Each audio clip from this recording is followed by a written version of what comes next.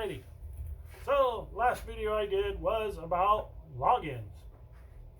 There is actually a lot of other things out there that can, in the government, business environment, and other things that will really make your computer more secure. I don't know if there's a whole lot of home usage for this. I know, like, when I go to the IRS to deal with some things, there is security systems that they use that I don't know if you're interested if you're in a business or not. But I've covered some of the physical security of where you'd mount a server. Some of the other things that a lot of people have brought up are physical security of workstations. There are devices, other things out there that I've been seeing a lot of that really are quite interesting, and I see a purpose for them. I don't know if every business should be really doing this or not, but I don't see why not. Prime situation I've seen it is doctor's offices. I'm sure you remember going into a doctor's office. You'd go in and you'd have a setup like I got with the monitor and the tower, the keyboard, and the doctor and the nurse would come in, and you'd have the nurse come in, and you'd have the other person that would come in and sit there and log in, checking blood pressure, typing it into your case file, doing all this stuff, moving on, and now some of the doctors come in with the tablet. Okay, yeah, they do it all on their tablet where they check your blood pressure. One device I seen that was really interesting is you mount the computer to the wall. I don't know if anybody's really noticed this or seen what's actually there. You probably just whoop. You see the monitor there, and there's a little tray with the keyboard. Let me go back, because behind that monitor is the computer mounted to the wall. Well, damn, that's kind of cool. I even came home one day after I went. It was at the hospital. We were there for some stuff. Came home, looked those up. That's kind of an interesting concept. That's really kind of unique and neat. But if you really look at some of those really closely, there's a lot of features you may have missed. That computer is not just sitting there strapped. Some of them are locked and secure. You can't take that computer out. There's a bracket that comes down that either locks in or has a strap. Some of them physically lock in brackets and all kinds of stuff. But that's kind of neat. That's physical security of that workstation computer. What? That's kind of neat. Never actually pondered the physical security of a workstation computer. And it's in a hospital, of all things. That's pretty secure, and I wouldn't think you'd have too many people just wandering into a room to, I'll just take this with me and walk out without anybody noticing. Kind of thought that was kind of interesting. Wow. That is kind of a good idea. So, as a business, home user, whatever, just something to ponder, something to think about. With the way things are going, all this craziness, all of this stuff, we might end up having that as a standard practice. locking that stuff down where it can't just walk away. It was just something I kind of wanted to bring up, because when you're talking about securing your devices and securing your stuff to make sure it doesn't disappear, I thought that was a really interesting device. Other thing I've seen, I don't think there's too many doctor's offices, goes back to the IRS, is I know I had a keyboard, I can't find it, but on the keyboard itself, either on the side, I'm sure you've seen it in some movies when they have the government stuff, you have to put a card in. That card would then, once you put that in there, or the one I had, it was up here, that you put the card in, would unlock your computer. That then you have to put in your username and password to. I thought was very interesting. I thought, man, that's like a high class security to make sure that someone's actually physically there that has that card to unlock that computer, and then you have a username and password. I don't know any home user that would probably ever need that. But let's say you're in a business, or even a country club, or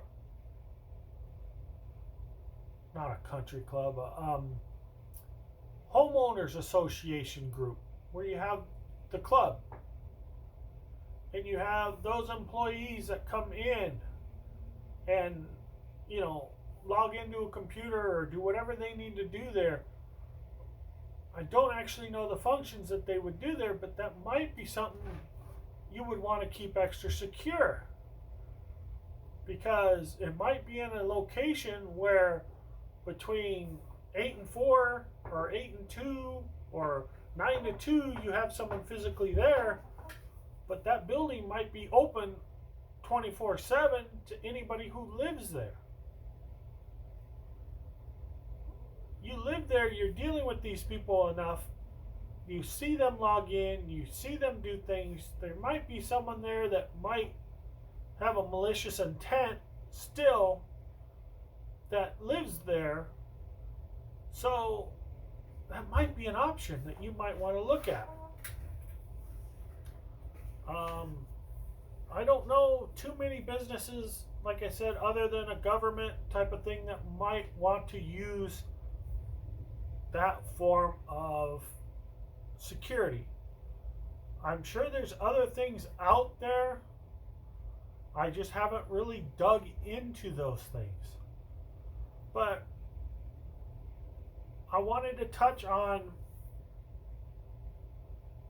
to let people aware of, there is additional security measures.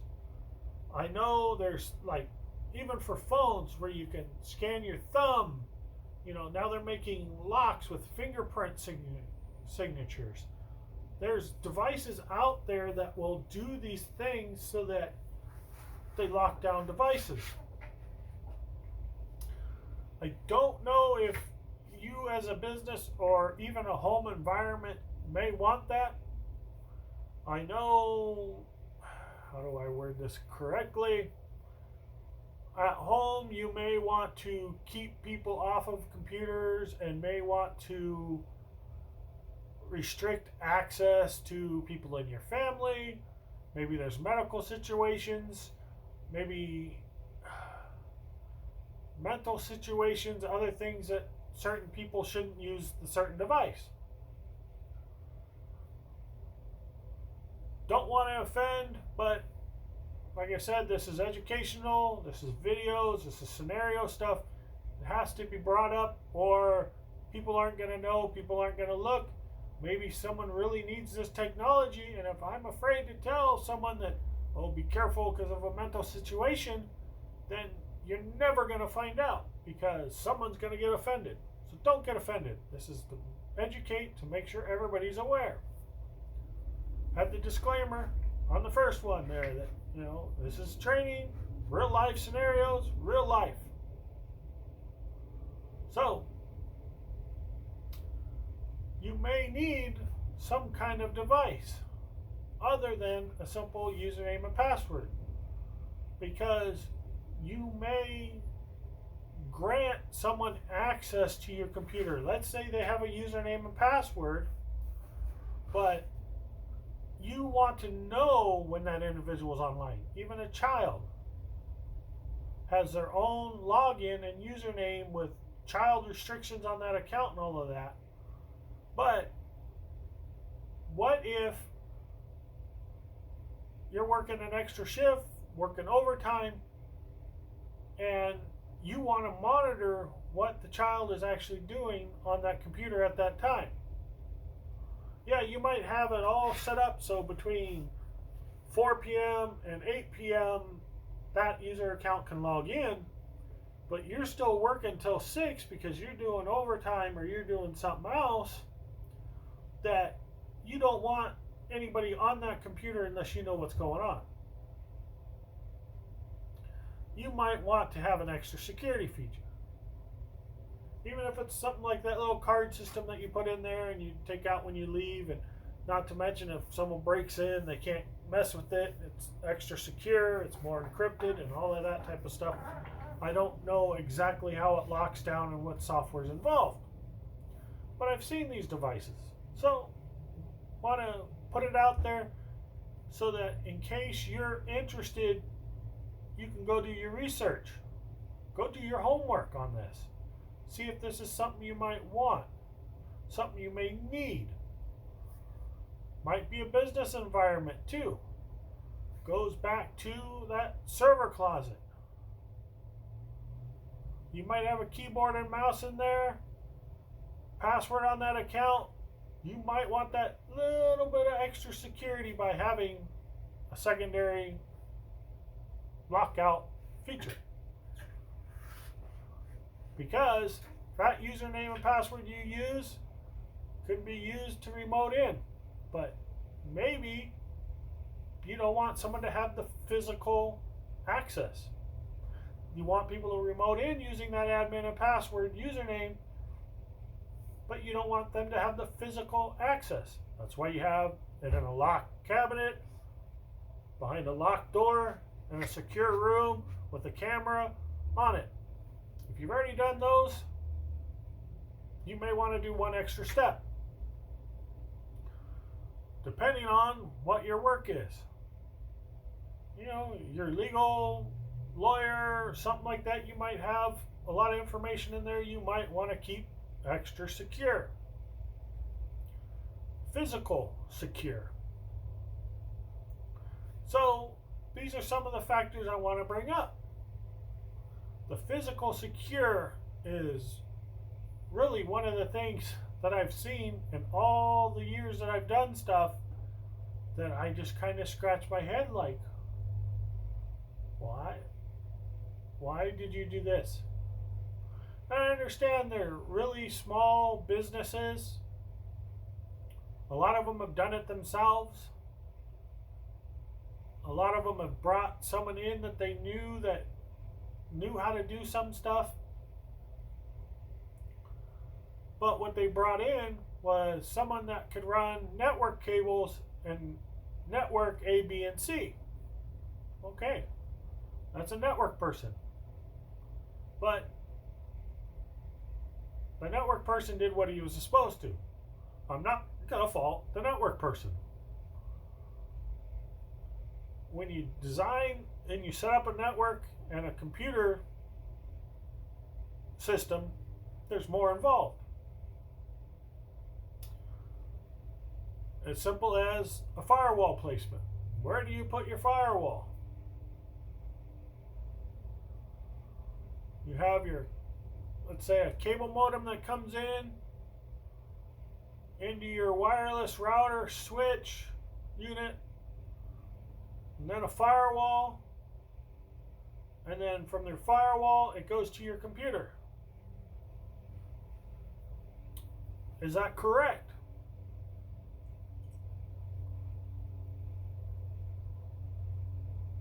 I bet a lot of people are saying no. Why is it incorrect? Go ahead, leave comments. I want to hear people leave comments. Give it a minute and then I will continue. Okay.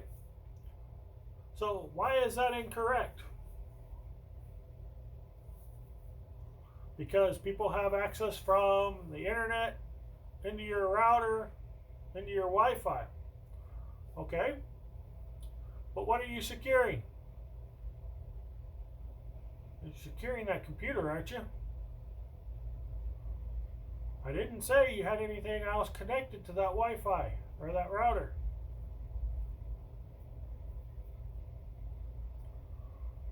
Best practice tells you that's wrong. That's why you will say that's a wrong setup. So you're following best practice for this. Why would you not follow best practice for securing your computer, for your Windows login, and all of the other things you need to do? Just to throw it out there. Best practice would be to have your modem, whatever device you have, if it has a firewall integrated all in one. If not, from that point, you want your firewall. You want a firewall device. From that point, you want your router and your network area. From that area, you can go into routers or computers or whatever you want. So there was a slight difference. But it all varies on what you want to do. There is actually networks out there that actually have your cable modem, have your firewall, have switches that branch out, and you have multiple firewalls that branch out into other areas. Is there anything wrong with doing that?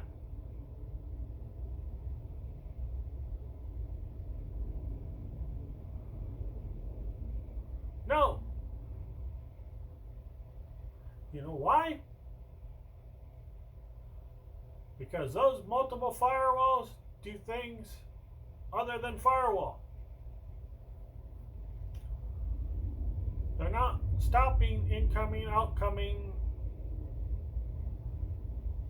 bad malicious attacks from coming in on your network. What they're actually doing is they're managing the traffic. You can actually use those to manage the traffic so that this part of the network does not actually see this part of the network. Because you might have an engineering department over here and an accounting department over here that really don't communicate. They're separate. Separate entities, basically. You can do stuff like that. Is it redundant? Overkill? Probably, yeah.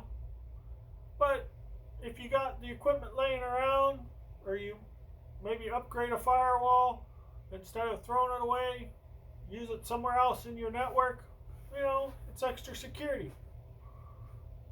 Because it goes back to your data also. How important is your engineering data? How important is your accounting data?